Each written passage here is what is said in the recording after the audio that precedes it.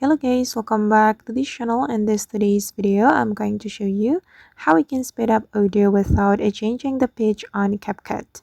Alright guys, let's get into it. Here I have created a project on my CapCut application, and as you can see, I have imported my audio to this CapCut project, and we're going to speed up this audio without changing the pitch.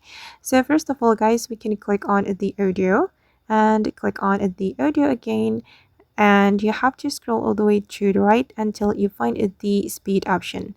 And for example, I'm going to make it 2 times faster. Okay, and now the audio has become faster. And actually, if we don't want to change the pitch, we don't need to do anything. The pitch won't change unless you click on the skip pitch option, and I'm going to show you the difference.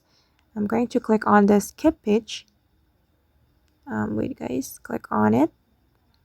Okay, and now the pitch has changed, and if you don't want to change the pitch, so don't click on the skip pitch option like this. Alright guys, and that's how we can speed up audio without changing the pitch on CapCut. I hope this tutorial will be useful for you. Thank you so much for watching, and see you on the next video.